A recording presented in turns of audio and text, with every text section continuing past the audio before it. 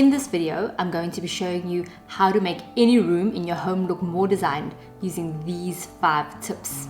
I'm currently redoing a spare/guest room, and I'm going to be using these tips to be redoing this space. So let's get started. This is the room that I'm going to be redoing, and as you can see, it's quite small and doesn't have much furniture or anything interesting in it at the moment, which brings me to my first tip. Tip number 1, furniture placement and scale. Trying to make a room look bigger using less furniture can actually have the opposite effect, because if you have less furniture in a room, it doesn't give a good sense of scale, therefore making the room look smaller. By using the right pieces of furniture at the right scale, you can actually make a room look bigger even though you're using more furniture. Take this room for example. You've got this bulky couch over here, and this random chair in the corner, and this ottoman just chilling over here, and these set of drawers that are pretty average, and the room just feels pretty small and dated. The best way to make a small room feel bigger is to have designated zones for things. For example, I'm going to be creating 3 different areas in this room: a sleeping/lounge area, an office/work area, and a dressing area. Okay, let's just let that pass. That is very loud. I know what you're thinking, that sounds like a lot of furniture. How is it all gonna fit in the room? But I'm gonna show you how I did it, because I'm a magician. I chose a 2.5-seater sleeper couch that converts to a double bed with a full-length mirror and side table next to it, and fits the space pretty well. Opposite that, I placed a console that's going to be doubling up as a desk, because consoles are generally narrower than desks. And since this is not going to be used like a traditional office, just a place where a guest can sort of sit down and catch up on emails or sort of just, browse the internet or whatever, it doesn't need to be that deep. And if you tuck the chair in, the fold-out mattress fits in that space perfectly. I also framed the desk with some sheer curtains, and I added some block-out blinds so that it'll block out the sun in the morning and give some privacy in the evening. I decided to add a narrow open shelf along the wall that is going to double up as a place to put decor, as well as a ledge where you can put like a cup of coffee or whatever bedtime paraphernalia you need when the bed is out. The dressing area just needed a little bit of life, so I added some timber profiles to the existing cupboard doors, and we changed the handles, and we also repainted the existing drawers and changed the handles up too.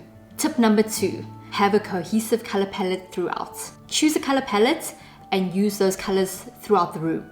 Your color palette can even sort of start from a source of inspiration like a rug or a vase or a piece of furniture.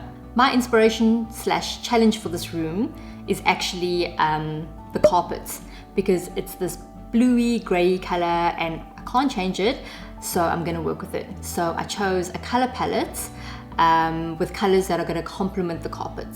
I picked a couple of light colors and then chose quite a contrasting color like black to really add some depth to the space. And then I generally like to add in a timber for warmth and an accent metal to really bring some life to the room. Now we're on to tip number 3, mixing different materials, textures and forms. Using a mix of different materials, textures and forms in a room can really help create quite a designed look. But always keep in mind your color palette when choosing different materials, because you still want to maintain quite a cohesive look. For example, if you have black in your color palettes, you can use black in the form of black metal or stained timber or even black paint. If you have blues in your color palette, you can use blue in the form of textures in fabric on your pillows or your throws, or you can even have blue as a pattern on a vase as a decor piece, or you can use blues in artwork or even in books. If you have a lot of straight lines in your home, mix it up with some organic pieces. If you have a lot of structured pieces, mix it with a few more relaxed pieces. It's all about creating balance within a room, and this is what's going to help create that real designed look. Tip number 4, styling and layering. I truly believe that styling and layering is such a great way to make a home look finished and more cozy. A really great tip on how to style decor pieces is to have a combination of like tall pieces and short pieces. I really enjoy leaning artwork as opposed to always hanging artwork. It gives a more relaxed feel as opposed to more sort of structured look. Placing rugs even on top of carpets really adds another layer to the floor, and it helps furniture pieces feel more grounded and it doesn't make it look like they're sort of floating all over the place. Plants are one of the easiest ways to add color to a room. That's if you can keep them alive. So far, we've managed to keep some plants alive, others not so lucky. Playing around with placements of your plants can really make a room feel quite dynamic. For example, if you want to sort of place a plant in like the corner of a room, you don't always have to put it on the floor. You can put it on a stool, or you can put it on a low pedestal or in a basket. Tip number 5, lighting. Last but definitely not least, adding ambient lighting is going to make any room in your home feel more inviting, more cozy, and definitely make it feel more designed. You can add ambient lighting by adding floor lamps or table lamps or even wall sconces to a room, and that is instantly going to change the feel of your room. Like, it's quite dramatic how ambient lighting can make a room feel dramatically more inviting. But something to always keep in mind when adding ambient lighting, always choose a warm white bulb as opposed to a cool white bulb, because cool white can sometimes emit a little bit of a bluish tone, and that is like not really flattering or relaxing in any way. So definitely stick with warm whites, and a good sort of color temperature would be around 3000 Kelvin. That way it's not too warm and not too cool. And those are my 5 tips on how to make any room feel more designed, more inviting, and more cozy. If you made it this far into the video, as always, please leave me a comment down below and let me know which tip you found most helpful. Maybe you didn't find any of them helpful, maybe you found all of them helpful. Let me know anyways. But I am going to stop blabbering on. I've been blabbering on for so long now, and I'm sure you're dying to see what the after of the guest room looked like.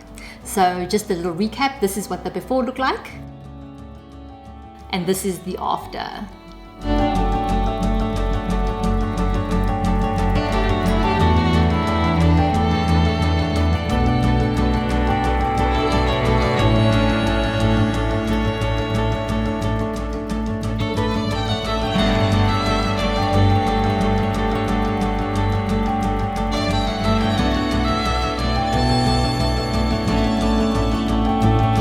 Thank you again for watching this video. I really hope it was helpful. I hope it was enjoyable to watch. Give it a like if you did like the video, and please subscribe to my channel, and I'll see you in the next video. Bye.